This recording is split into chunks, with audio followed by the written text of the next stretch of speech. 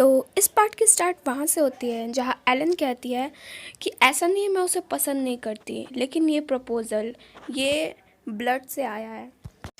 ये बस ऐसा अरेंजमेंट है जिसके अंदर हम दोनों के मन में ही किसी के लिए कोई फीलिंग्स नहीं है। लेकिन ऐसा नहीं है कि मैं उसे पसंद नहीं करती हूँ, लेकिन ये फीलिंग्स जैसा कि आप देख ही सकते हैं एलन थोड़ा थोड़ा फील तो करती है, लेकिन एलन अभी अपनी फीलिंग समझ नहीं पा रही है। फिर तभी वो गेट पर पहुंच जाती है और फिर वो उनसे पूछती है सर वेरोस कहाँ है। वो लोग कहते हैं हमें नहीं पता। फिर एलन दोबारा पूछती है पर वो कुछ देर पहले अभी यहीं थे, आपने उन्हें कैसे नहीं देखा है। वो दोनों कहते हैं हमने उन्हें नहीं देखा है योर हाइनेस। एलन तो चौंक जाती है और वो उन्हें कुछ बोलने वाली थी, लेकिन फिर वो पीछे मुड़ती है और सर वेरोस का नाम चिल्लाती है और उसके बाद सोचती है यहाँ कुछ अजीब है, मैंने उन्हें यहीं रुकने को कहा था, वो कहाँ जा सकते हैं। फिर एलन सोचती है कि अगर सर वेरोस यहाँ पे नहीं है यानी कि मैं इस मैंशन में पूरी अकेले हूँ और यहाँ मैं सुरक्षा कर्मी भी नहीं लेकर आई थी और मुझे यहाँ पे प्रोटेक्ट करने के लिए भी कोई नहीं है, कुछ गलत हो सकता है इसीलिए मुझे बाहर जाने की ज़रूरत है। फिर वो उनसे कहती है कि डोर ओपन करो, मुझे बाहर जाना है, लेकिन वो गार्ड्स वही करते हैं, वो उसके मुंह पे ही दरवाज़ा बंद कर देते हैं। और एलन पूछती है इसका क्या मतलब है। वो कहते हैं हमें इस डोर को गार्ड करने का ऑर्डर दिया गया है। फिर एलन कहती है ऑर्डर दिया है मुझे इसके अंदर रखने का। फिर वो दोनों कहते हैं कि नहीं, हम तो बस अपने आदेश का पालन कर रहे हैं योर हाइनेस। एलन का दिमाग घूम जाता है, वो हंसने लगती है और कहती है तुम्हें पता भी है मैं कौन हूँ, एक साइड हटो, मैं इस दरवाजे को खुद ही खोल लूँगी। एलन ये सब बोल ही रही थी और पीछे से कोई चलते हुए आता है और कहता है ये सब नॉनसेंस क्या है, इतना अशोभनीय व्यवहार तुमको शोभा नहीं देता प्रिंसेस।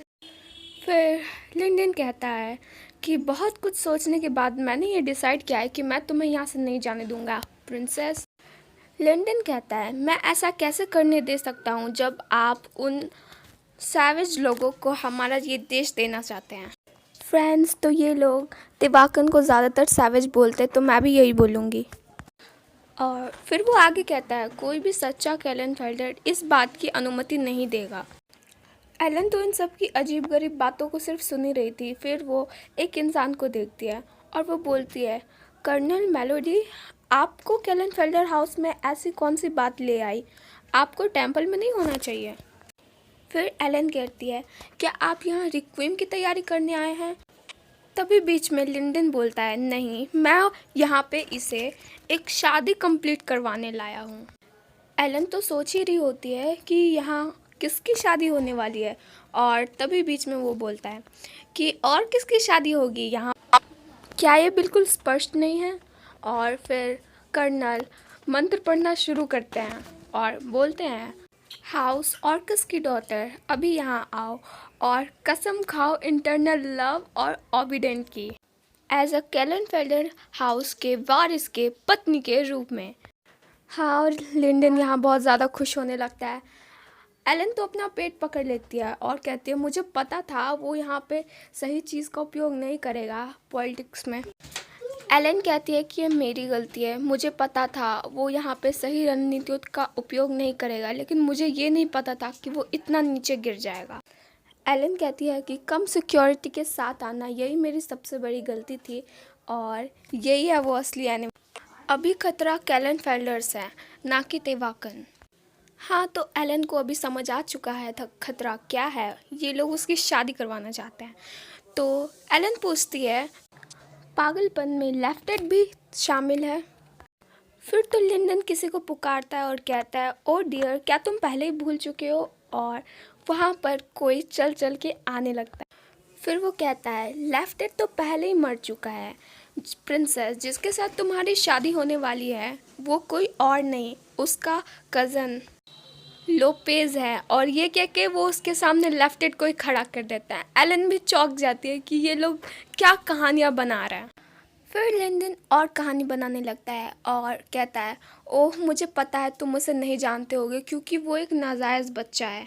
फिर वो कहता है हम क्या कर सकते हैं, हमारे पास कोई और विकल्प नहीं है, वैसे भी मेरा भतीजा पहले ही मर चुका है, तो हमारे पास जो है हमें उसी से काम चलाना होगा। फिर लिंडन कहता है तुम्हें वो दोनों बिल्कुल सेम दिखते हैं, तुम चौंक गई होगी है ना। लेकिन एलन उसकी बकवास में नहीं आती और वो सीधा नाम बोलती है, लेफ्ट एड। प्लीज़ ऐसा कुछ मत करो जिससे नाव को कोई परेशानी हो। और अगर तुम्हें मेरी सच में परवाह होती, वो इतना कह ही रही थी कि तभी लेफ्ट एड कहता है, मुझे डर है कि मैं तुम्हारी बातों को समझ नहीं पा रहा हूँ प्रिंसेस, और प्लीज़ मुझे इस नाम से मत बुलाओ। और वो डेविल की तरह हंसते हुए कहता है, मैं लोपेस कैलेनफेल्डर हूँ, ना कि लेफ्ट एड।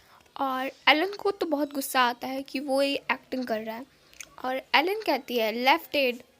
हाँ, तो लेफ्ट एड अभी भी अपनी एक्टिंग को कंटिन्यू करता है और कहता है, मैं अपना पूरा बचा हुआ जीवन भगवान थैंक यू कहते हुए बिताऊंगा, जो मेरे को ऐसी सुंदर प्रिंसेस मिल रही है शादी करने के लिए।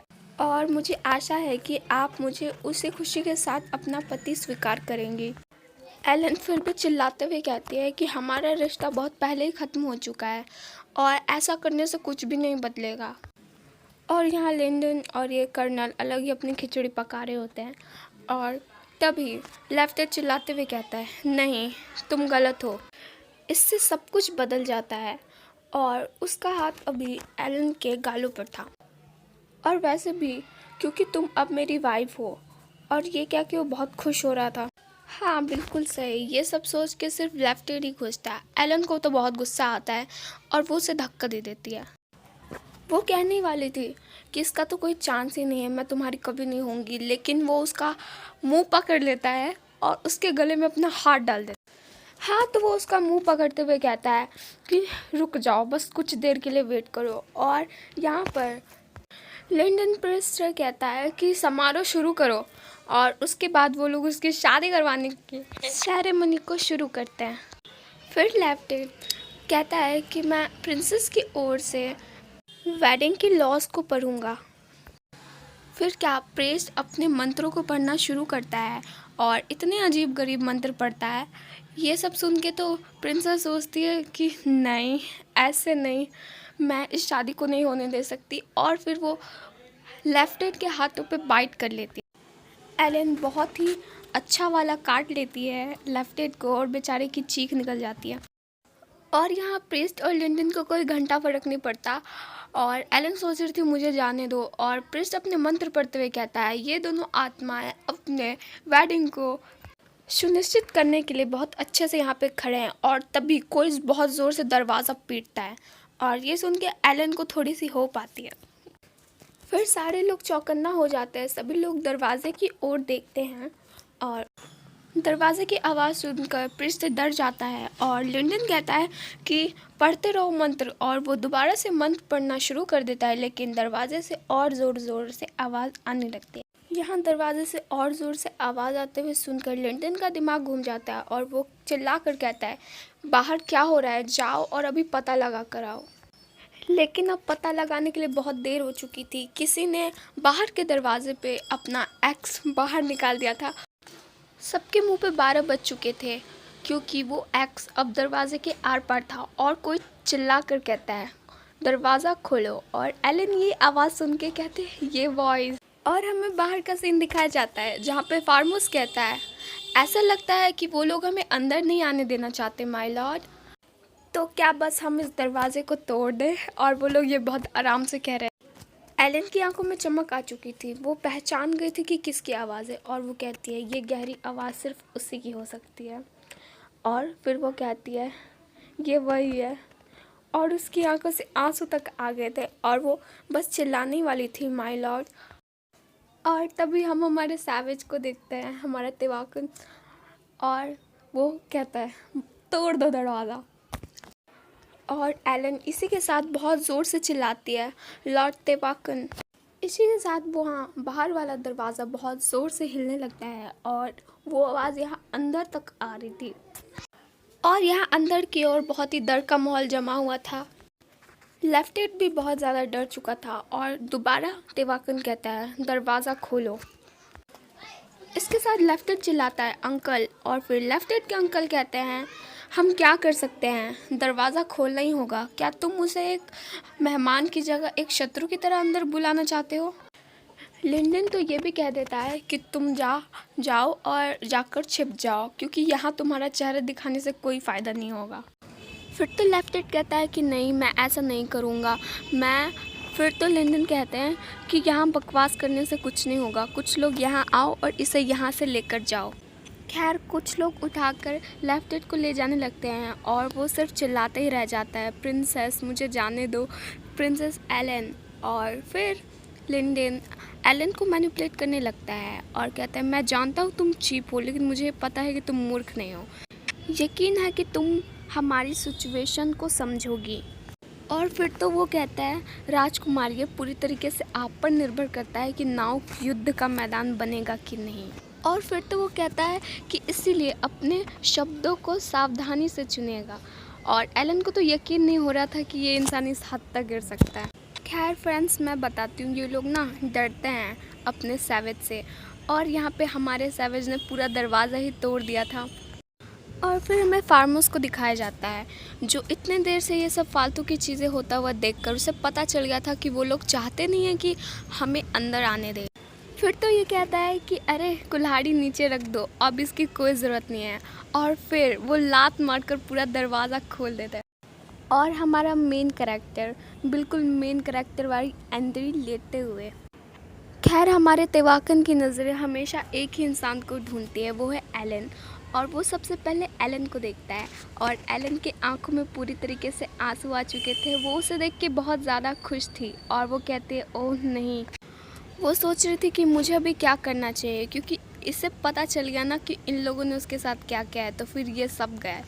एलन कहती है मुझे अभी रोना आ रहा है, लेकिन इससे ऐसा लगेगा जैसे मैं उसे देख के बहुत खुश हूँ। खैर हमारे सैवेज को देख के तो हम भी बहुत खुश हैं, लेकिन लिंडन कहता है आपको यहाँ क्या लाया, और वो भी बार्बरिक स्टाइल में। हाँ फ्रेंड्स, हमारे सैवेज का यही तरीका है, तोड़ फोड़ करके अंदर घुसना। फिर तो ये कहता है कि दरवाज़े को तोड़ना और कुछ और नहीं, निश्चित रूप से ये किसी आवारे कुत्ते का तरीका है, किसी इंसान का नहीं। एलन तो उसे चुप करवाने की कोशिश करती है, लेकिन इसे अभी समझ नहीं आएगा। और फिर तो अपना सैवेज कहता है तुम कैसे हो, और फिर लिंडन की फट जाती है और वो कहता है मैं। और फिर तो हमारा सैवेज कहता है हाँ आप क्या कर रहे हैं, क्या आप किसी चूहे की तरह अपने बिल में छुपे हुए हैं। और फ्रेंड्स आप सिर्फ हमारे हीरो का ऑरा देखो। और इतने समय लिंडन की फट के 44 हो जाती है और वो कहता हाउ डेयर यू, तुम जंगली आदमी, तुम्हें मेरे घर के कामों में दखल क्यों देना चाहिए। और फिर तो तेवाकन उसके सामने बढ़ते हुए कहता है कि अपने घर का दरवाज़ा बंद मत करना जब मेरे मंगेतर तुम्हारे घर के अंदर हो। और वो उसकी आंखों में देख रहा था बिल्कुल। लिंडन तो पूछने लगता है तुम्हारा क्या मतलब है, लेकिन अपना तेवाकन अच्छे से मतलब समझाते हुए उसके पैर पे अपना पैर मारता है और उसे उसकी जगह पे यानी कि नीचे ज़मीन के ऊपर गिरा देता है। तेवाकन मस्त उसे गिराने के बाद बोलता है आप वहीं रहो। और उसके बॉडीगार्ड्स बोलते हैं कि आप ठीक हैं, और अपना तेवाकन अपनी हीरोइन के पास पहुंच जाता है। और तेवाकन कहता है मैं तुम्हें यहाँ ग्रीट करने आया हूँ। और अपनी एलन की आंखों में तो आंसू ही आ चुके थे उसे ऐसे देख के। एलन कहती है हाँ, और तेवाकन दोबारा पूछता है क्या तुम्हें चोट लगी है। और फिर एलन याद करती है कि उसके साथ उस लेफ्टेड ने क्या किया, और फिर भी वो अभी उन्हें बचाने के बारे में सोच रही थी। एलन और अपने सैवेज को साथ में देखकर अभी तो लिंडन के पसीने छूट रहे होते हैं, और एलन सोचती है कि हालांकि मुझे परेशान करता है, लेकिन मुझे अभी के लिए इसे साइड रखना होगा। फिर एलन अपने तेवाकन से झूठ कह देती है कि मैं तो सिर्फ यहाँ पर डेथ का नोट देने आई थी, मुझे यहाँ पे कोई नुकसान पहुँचाने का कोई कारण नहीं है। चलो तो अब इसे यहीं पर ख़त्म करते हैं। और ये कहते हुए एलन बहुत सैड थी, क्योंकि आज जो उसके साथ हुआ था मेरे ख्याल से उसे बता देना चाहिए था, लेकिन अपना तेवाकन उससे कुछ भी नहीं पूछ लेता है और उसके ऊपर पूरा ट्रस्ट करता है। फिर तेवाकन उससे पूछता है तो क्या तुम्हारा काम यहाँ पर ख़त्म हो गया। एलन बोल देते हैं कि हाँ अब मैं अपने रास्ते पे जा सकती हूँ। और फार्मर्स कहता है इतनी जल्दी, और फिर वहाँ पे सन्नाटा हो जाता है।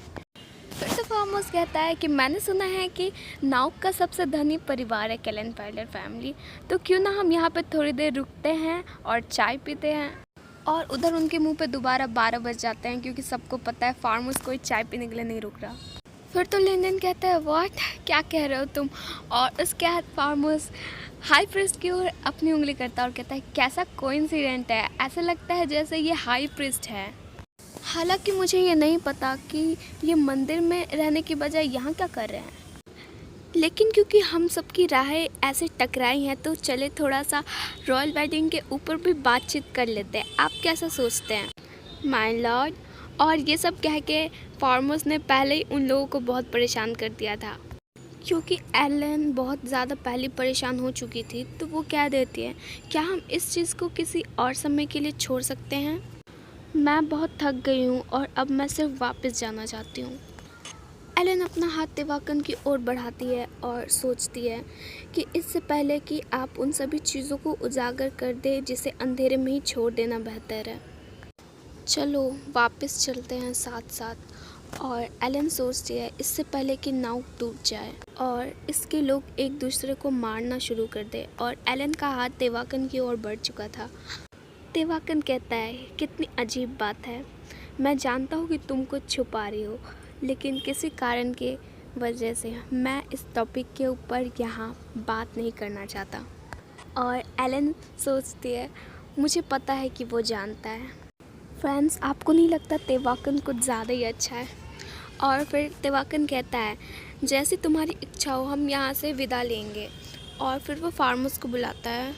अपना सैवेज कहता है यहीं रुको और उस अतिथि को ढूंढ लेना जिसका मैं हकदार हूँ, और हाई प्रीस्ट के साथ में बाकी बची बातों को भी पूरा कर लेना। फार्मोस भी खुश होकर अपने चश्मे चमकाता हुआ ऑफ कोर्स कह देता है। और वो जैसे ही कहता है कि हम तुम्हें डिसअपॉइंट नहीं करेंगे, और पीछे के सभी लोगों की फट के 44 हो जाती है।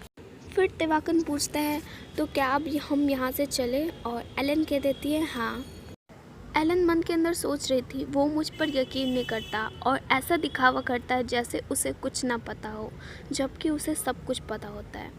और एलन उसके कंधे पे अपना सिर रखते हुए सोचती है तो क्या मुझे उससे डरना नहीं चाहिए और उससे नफ़रत नहीं करनी चाहिए, पर क्यों मैं उससे नफ़रत नहीं कर पा रही हूँ। और इसी के साथ ये चैप्टर यहीं पर एंड होता है, पर इसका नेक्स्ट चैप्टर बहुत ही ज़्यादा अच्छा होने वाला है। और अगर आपको स्टोरी पसंद आ रही है तो नेक्स्ट पार्ट के लिए लाइक और कमेंट करना मत भूलना।